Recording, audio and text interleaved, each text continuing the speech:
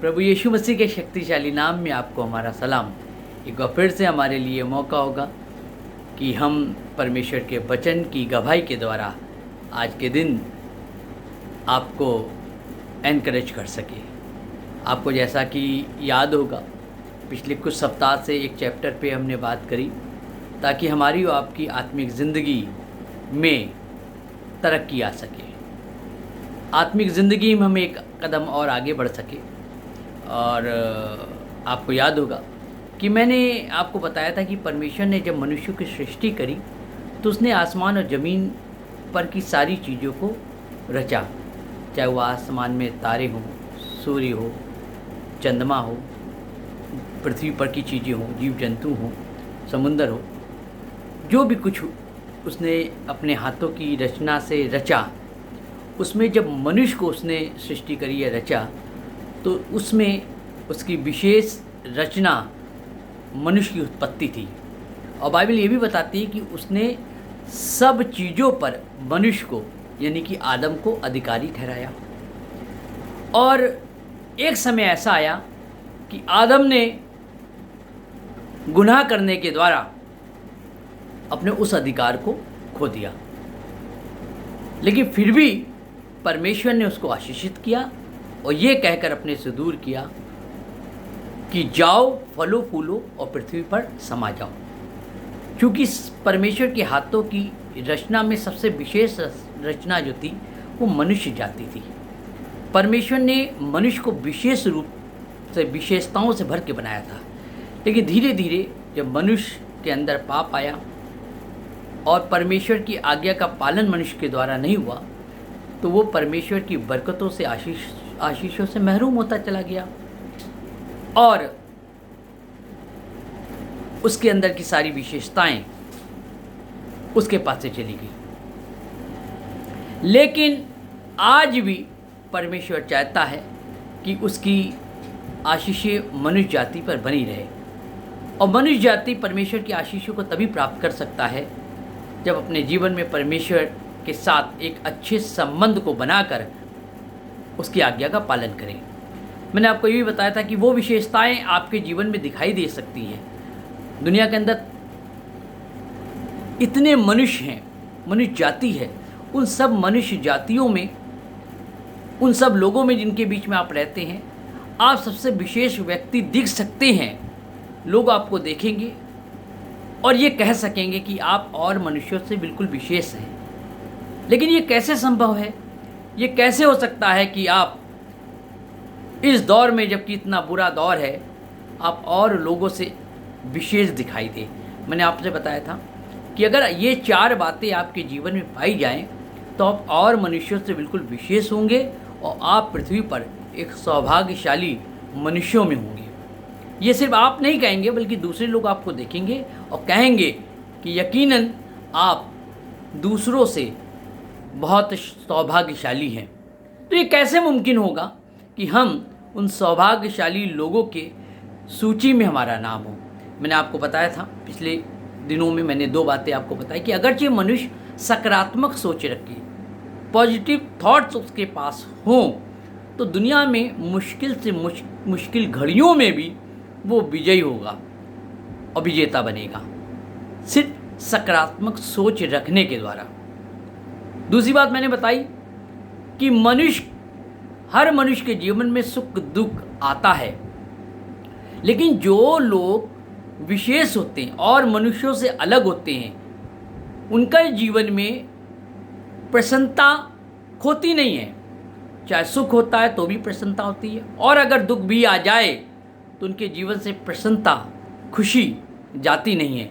उस दुख की माहौल में भी वो प्रसन्नता को अपने अंदर से खोने नहीं देते हैं।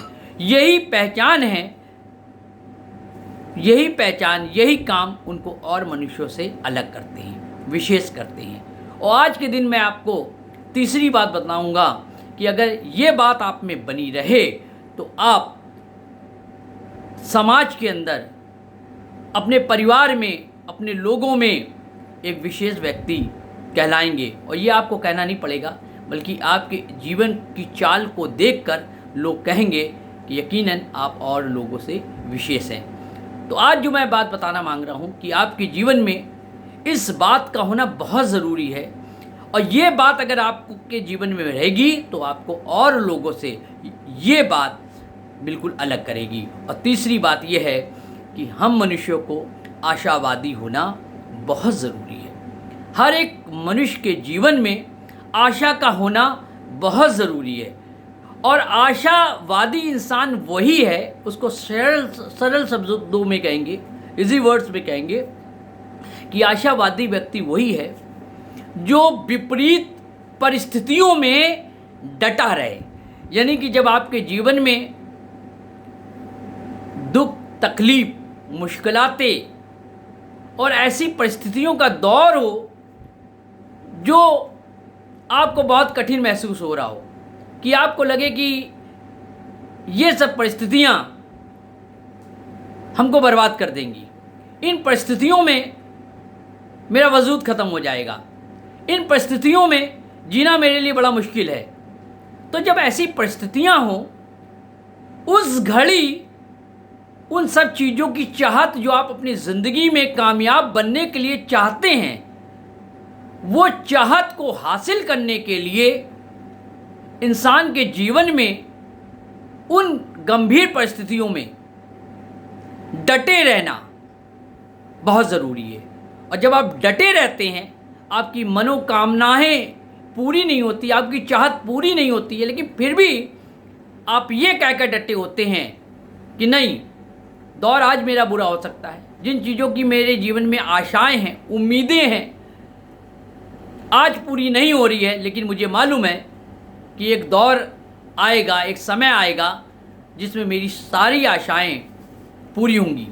तो उन परिस्थितियों में, गंभीर परिस्थितियों में का आप सामना करते हैं, मैदान में गंभीर परिस्थितियों में आप डटे रहते हैं, और एक समय ऐसा आता है कि आप उस गंभीर परिस्थितियों में डटे रहने के कारण भागते नहीं हैं, डटे रहते हैं, सामना करते हैं, मुकाबला करते हैं, और एक समय ऐसा आता है कि आपकी आशाएं आपको आपकी मंजिल तक पहुंचाती हैं। कैसे? कि उन गंभीर परिस्थितियों में, मैदान में डटे रहना।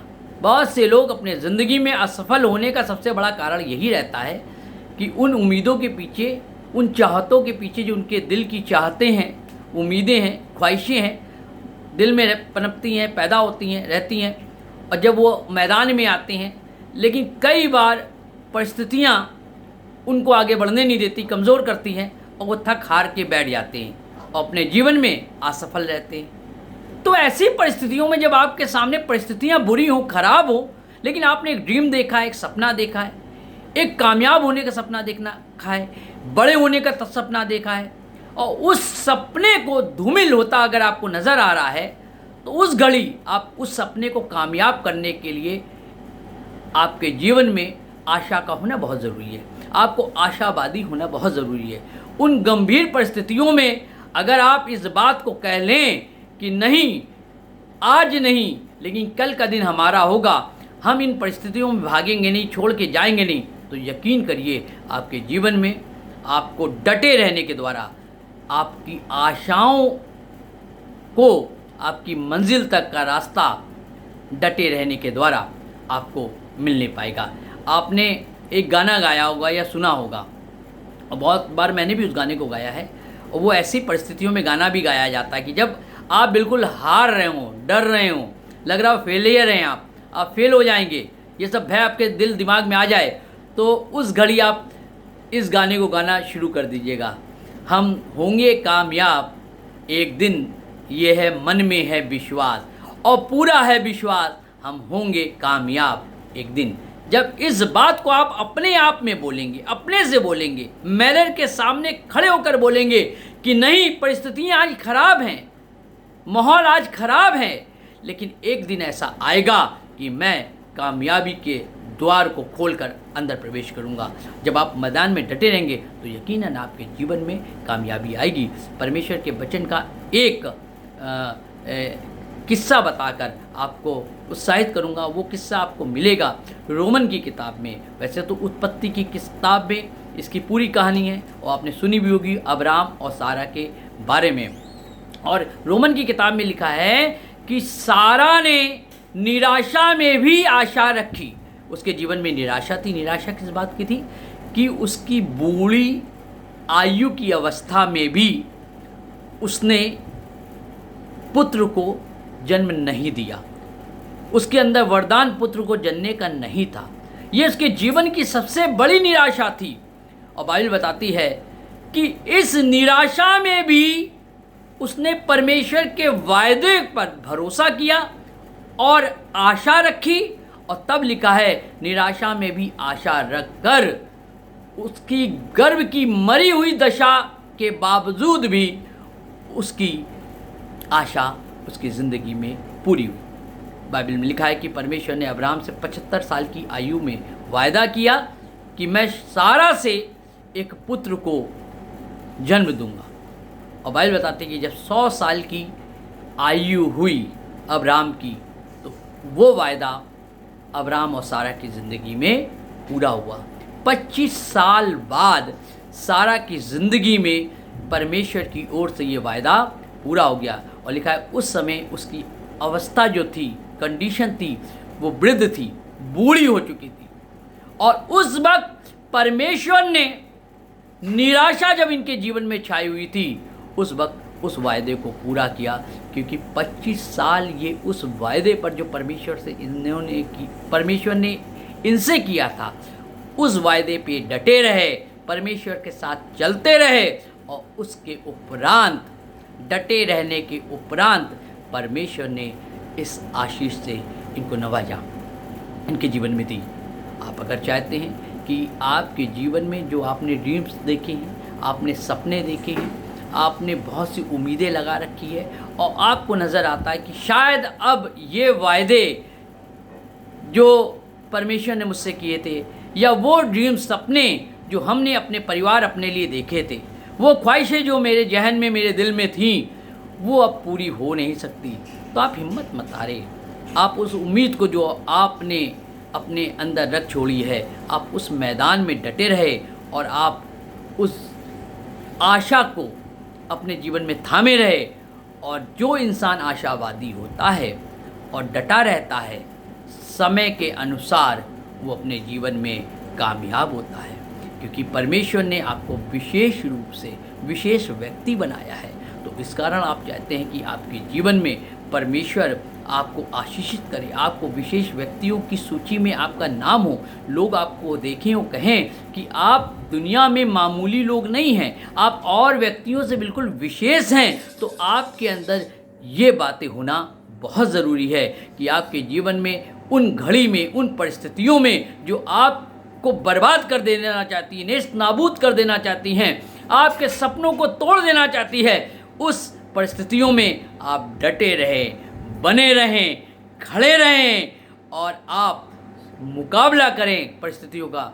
और तब ये सारी परिस्थिति जो आपके विपरीत हैं, आपके अनुकूल होंगी, आपके फेवर में होंगी और वो समय आपको जीत दूंगा। हम होंगे कामयाब एक दिन, ये मन में है विश्वास और पूरा है विश्वास, हम होंगे कामयाब। ये बातें, ये चीज़ जो आप अपने आप से कहते हैं, कई बार आप दूसरों की बातों को अनसुनी करते, लोग आपको निराश करते हैं कि आप ये नहीं कर सकते, आपको निराश करते हैं कि आपसे ये नहीं हो सकता है, आप फिर भी रुकते नहीं हैं। लेकिन कई बार जब आपके मन के अंदर से ये बात निकलती है कि ये काम अब तुमसे नहीं हो सकता है, ये तुम करने के लिए बने ही नहीं हो, ये तुम्हारे लायक काम ही नहीं है, तब मन हमारा दिल कच्चा दिल होता है, हमारा मन कमज़ोर होता है और तब हम उस मैदान को छोड़ के वापस होते हैं। तो मैं बताना मांगता हूँ कि जब ऐसी आवाज़ आपके हृदय से आने लगे, आपके अंदर से आने लगे, आपके अंदर से आवाज़ आने लगे कि आप इस काम को नहीं कर सकते हो, लोग आपको कहने लगे आप इस काम के लिए बने नहीं हो, तब आप अपने आप से कहिएगा,